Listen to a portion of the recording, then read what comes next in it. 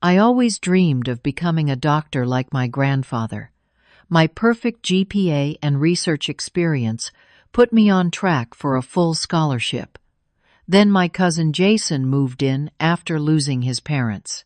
At first, everything seemed normal, until I noticed subtle changes in my dad's behavior. More attention to Jason.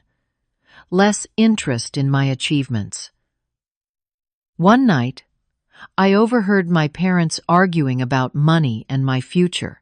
That was when I first felt the ground shifting beneath my feet. Before I start sharing my story, let me know where you are watching from. Hit that like and subscribe button if you have ever felt replaced by someone in your own family. The betrayal I am about to share might sound familiar to some of you.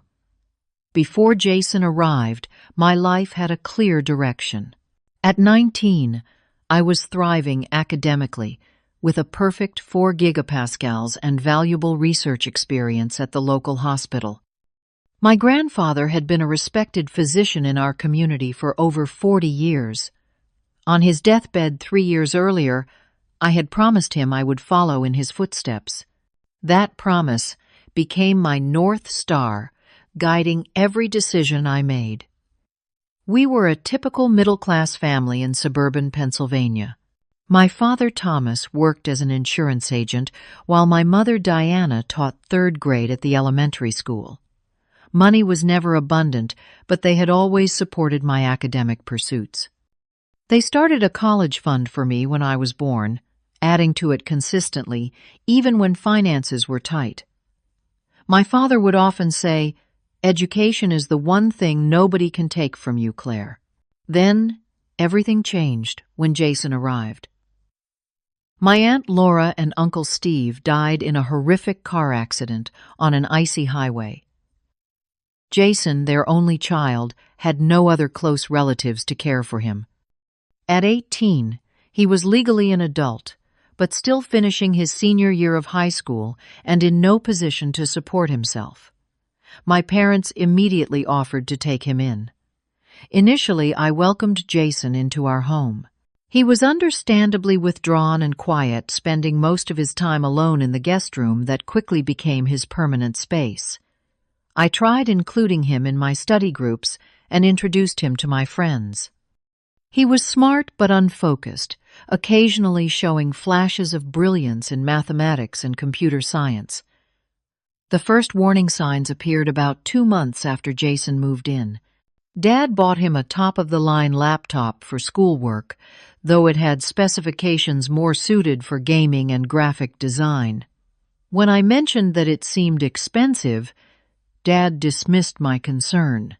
Jason needs extra support after everything he has lost, Claire. Try to be more understanding. Mom noticed the changes too. One night I overheard her questioning Dad about a shopping spree that resulted in an entirely new wardrobe for Jason. "Thomas, I know you want to help him, but we need to be mindful of our budget," she said in a hushed tone. "We still have Claire's education to consider. Jason has nobody else," Dad replied firmly. "Claire has always had our support. She will be fine." The first major disappointment came during spring of senior year. College acceptance letters arrived for both of us. I was accepted to the prestigious pre-med program at Northwestern University, with a partial scholarship that would cover about 40% of the tuition. Jason received an acceptance to their engineering program as well, though without any scholarship offers. That evening, Dad called a family meeting to discuss finances. I was expecting a celebration dinner, but instead found myself in a conversation that would alter the course of my life. Northwestern is very expensive. Dad began looking more at me than Jason. "Even with your scholarship, Claire, we need to consider whether this is the wisest use of our resources." My stomach dropped. "What do you mean?" "We have been planning for Northwestern for years. Plans change," Dad replied, not quite meeting my eyes. "I think you should consider community college for the first 2 years, then transfer. It would save us a considerable amount." What about Jason? I asked, already sensing the answer. Engineering has more immediate job prospects, Dad explained. The return on investment makes more sense to fund his education directly. I looked at Mom, who seemed uncomfortable but remained silent. Jason stared at his plate, not engaging in the conversation that would determine both our futures. So my dream gets put on hold while Jason gets a full ride. My voice cracked with emotion. How is that fair? Life is not always fair, Claire Dad said dismissively. Sometimes we have to make difficult decisions for the greater good of the family. I left the table in tears, feeling as though I had suddenly become a second-class citizen in my own home. That night, Mom came to my room and tried to comfort me, but her words felt hollow since she had not defended me when it mattered. The truth about our family finances came to light a week later. While searching for stamps in Dad's home office, I accidentally knocked over a folder labeled Education Planning. Papers scattered across the floor, and as I gathered them, numbers caught my eye that contradicted everything Dad had told us. Our family college fund had grown to nearly $100,000, substantially more than he had claimed during our discussion. Even more disturbing, I found documentation of recent withdrawals and a new investment account established in Jason's name. The timing aligned perfectly with his arrival in our home. That evening, I confronted my parents with the evidence. "You lied about how much money we had saved," I said, placing the documents on the kitchen table. "And you have been moving money into accounts for Jason." Dad's face flushed with anger. "You had no right to go through my papers. Those are private financial matters." Mom looked genuinely shocked as she examined the statements. "Thomas, is this true? We never discussed moving Claire's college funds." Cornered Dad finally admitted the truth. "Jason has no parents, no safety net. Claire still has us. If she wants her education badly enough, she can find a way to make it happen on her own. So you are punishing me for still having parents?" I asked incredulously. "I am not punishing anyone," Dad insisted. "I am making the most practical decision. Jason shows exceptional aptitude for engineering. His career prospects are more concrete than your medical school ambitions, which could take over a decade to realize any return." A week later, Dad called another family meeting. This time his tone made it clear that the decision was final and not up for debate. "I have reviewed our finances carefully," he announced. "We will provide full support for Jason's engineering degree. Claire, you will need to take out student loans or find scholarships if you insist on the Northwestern pre-med track. I suggest you reconsider community college." Mom attempted to protest. "Thomas, we always promised Claire we would support her education. This feels wrong." "This discussion is over," Diana, Dad said with finality. "Jason needs this opportunity, and I will not change my mind." The emotional aftermath was devastating. For the first time in my academic career, my grades began to slip. I withdrew from extracurricular activities and avoided my friends. The betrayal consumed my thoughts, making it difficult to focus on anything else. Late one night, Mom came to my room and admitted feeling powerless. "Your father has always made the financial decisions," she explained weakly. "I do not agree with this, but I do not know how to change his mind." "You could stand up to him," I suggested. "You could insist he honor the commitment he made to me." She looked away, unable to meet my eyes. "It is complicated, Claire. Jason really does need help, and I do not." The question hung in the air as she left without an answer. My relationship with Jason deteriorated rapidly. One evening, I confronted him directly in the backyard, where he was sitting alone. "Are you okay with this?" I demanded. Taking what was meant for my education, Jason looked uncomfortable but defiant. I feel bad about the situation, Claire, but this is my only chance at a future. My parents are gone. I have nothing else. I worked my entire life for this opportunity, I reminded him. And you are just taking it. Your dad made this decision, not me, Jason countered. If you want to be angry at someone, be angry at him. But you could refuse the money, I pointed out. You could tell him it is not right. Would you, if you were in my position, he asked, and I had no answer. After that conversation, Jason began avoiding me at home. We became strangers living under the same roof, passing each other in hallways with barely a nod of acknowledgement. Dad's favoritism grew increasingly obvious. For Jason's high school graduation, Dad purchased a nearly new Toyota Camry, citing the need for reliable transportation to college. For my graduation a year earlier, I had received a watch and a card. At neighborhood barbecues, Dad proudly introduced Jason to his colleagues as like the son I never had, while barely mentioning my accomplishments when someone asked about me. New family photos appeared on the walls, featuring Jason prominently sometimes in places where my photos once hung. In my childhood home, I had become invisible. The breaking point came during what was supposed to be my graduation dinner.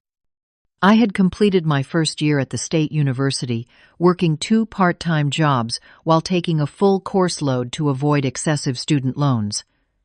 Despite the challenges I had earned, a 3.8 gigapascals, Mom had planned a small celebration at my favorite restaurant. As we were being seated, Dad received a call from Jason. He had secured a prestigious summer internship at a technology firm. Dad immediately commandeered the dinner, ordering champagne and making an elaborate toast. I want to recognize Jason's extraordinary achievement, Dad announced to our table and half the restaurant. This internship will open doors that will set him up for life. His parents would have been so proud, and I am honored to stand in their place. Not a single word about my academic performance or the occasion we were supposedly celebrating. Mom finally spoke up after nearly 2 years of silence. "Thomas, this dinner was supposed to be for Claire," she said firmly. "We can celebrate Jason's internship another time." "Diana, this is important news," Dad replied dismissively. "Claire has dinner with us regularly. This internship is a once-in-a-lifetime opportunity. Just like Northwestern was for Claire, Mom's voice had an edge I had never heard before. The opportunity you took away from her to give to Jason. The argument escalated quickly with years of suppressed tension erupting at our table. I sat frozen watching my parents tear into each other in public, my own achievement forgotten entirely. "Enough," I finally said, standing up. "I am leaving. Enjoy celebrating Jason's success." I walked out, ignoring my father's demands to come back and my mother's tearful pleas. At home, I packed a suitcase with essential belongings, my hands shaking with determination and grief. Dad arrived 20 minutes later, storming into my room without knocking. "What do you think you are doing? You embarrassed us in front of everyone." "I embarrassed you," I laughed bitterly. "You hijacked my graduation dinner to celebrate your surrogate son. Again." "That is not what happened," Dad insisted, though we both knew it was exactly what happened. "You have made your choice clear," I told him. Zipping my suitcase closed. "Now I am making mine. I am leaving." Mom appeared in the doorway, tears streaming down her face. "Please do not go, Claire." "We can work this out." "There is nothing to work out," I replied. "Dad has chosen Jason. He has been clear about his priorities for 2 years now." Jason stood silently in the hallway, witnessing the implosion of what remained of our family bonds. As I carried my suitcase to the door, I turned to Dad one last time. "Someday, you will realize what you have thrown away." I hope Jason proves worth the sacrifice. That night, I moved in with my mother's sister in a neighboring city. Aunt Margaret had always been kind to me, and she welcomed me without hesitation. "You can stay as long as you need to," she assured me. The next few months were the hardest of my life. I took 2 jobs working as a barista in the mornings and a restaurant server at night. Between shifts, I researched scholarships and grants, applying for anything I might qualify for. When the rejection letter came from my dream school citing insufficient financial aid options to cover the remaining tuition, I broke down completely. Aunt Margaret found me crying on the bathroom floor. "Your father's decision was wrong," she said, helping me to my feet. "But you are stronger than this setback. There are other paths to becoming a doctor." The unexpected turning point came a month later. Dr. Wilson, an elderly colleague of my grandfather, contacted me out of the blue. "Your grandfather was one of my dearest friends," he explained when we met for coffee. "He was immensely proud of you, Claire. Before he died, he set aside a small trust for your education. It is not enough for medical school, but it could help with your undergraduate studies."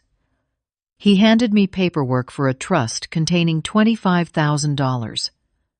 "Your grandfather believed in you," Dr. Wilson said. "He would be heartbroken to see your dreams deferred because of family politics." That trust became the foundation of my new plan.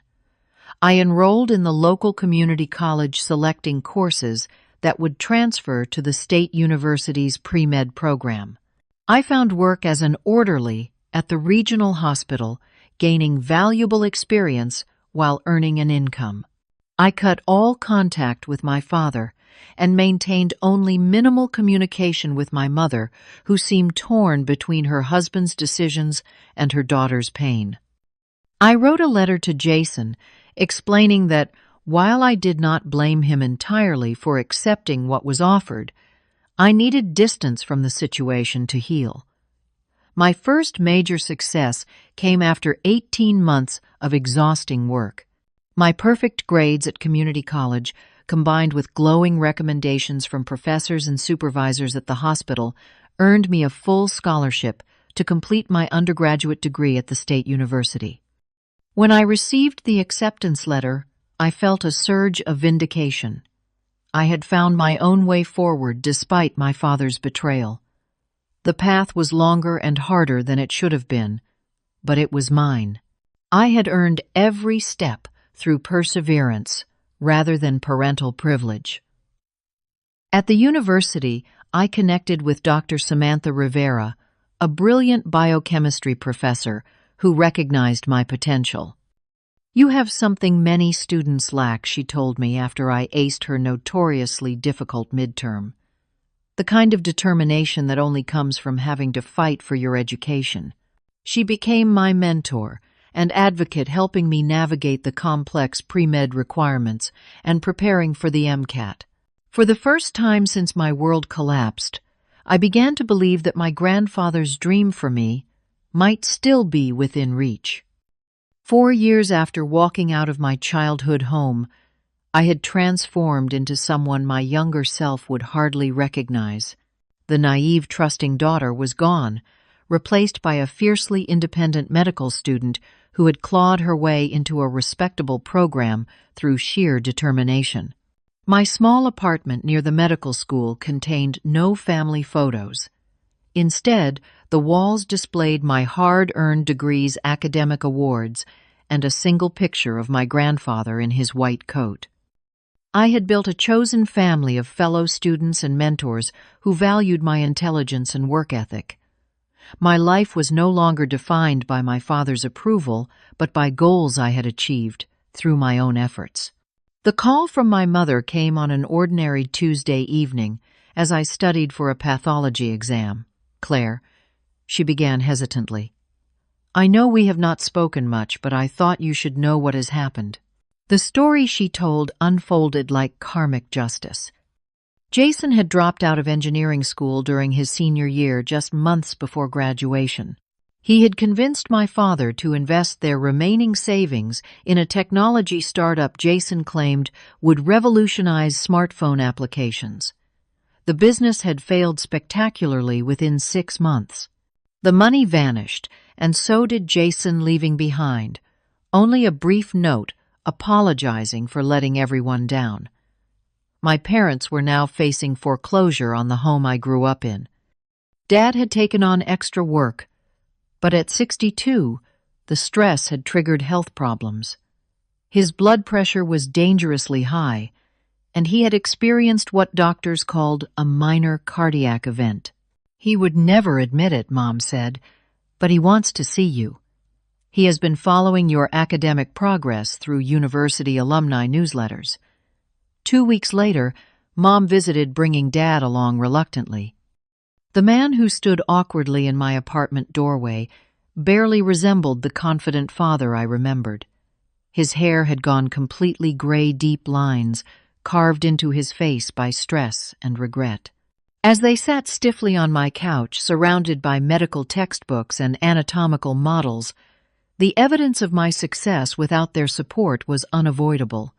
"Your place is nice," Dad said finally, his voice lacking its former authority. "You seem to be doing well." "I am," I replied simply. "I graduate from medical school next spring." The silence stretched uncomfortably until Dad spoke again.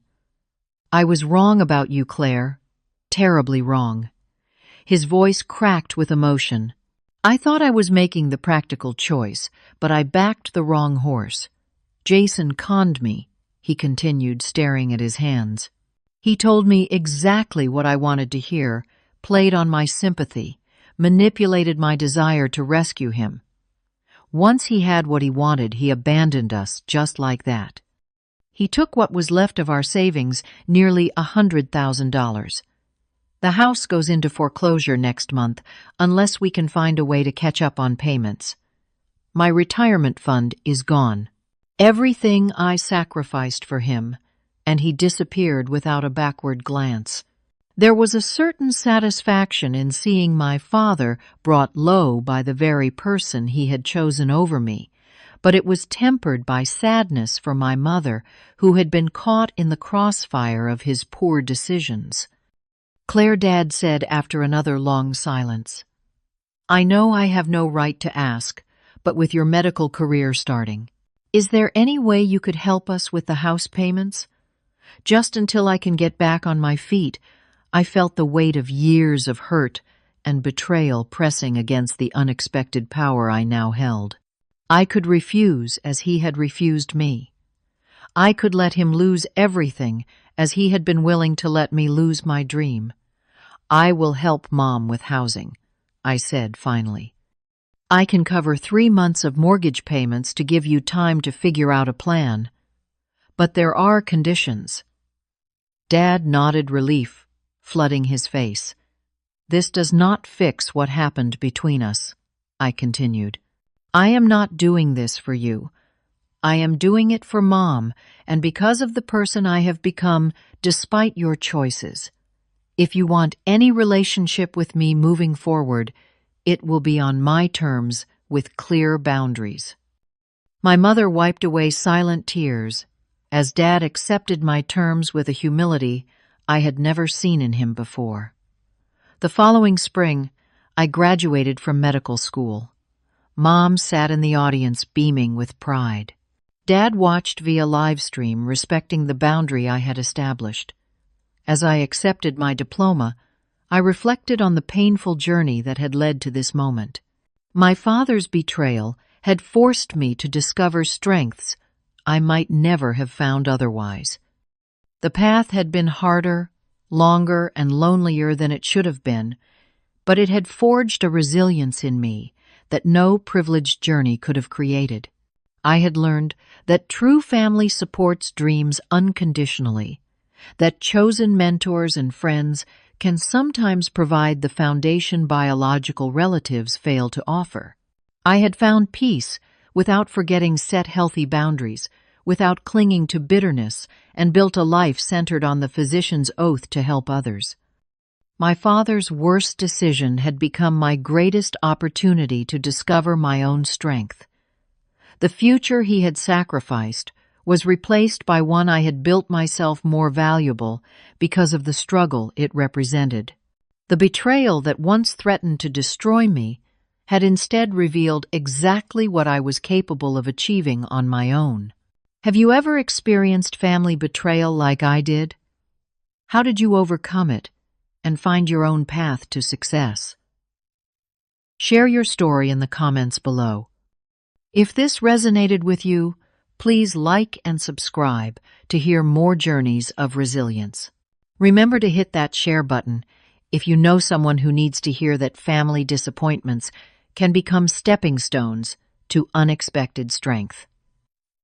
Thank you for listening to my story. May you find the courage to build your own future regardless of who believes in you.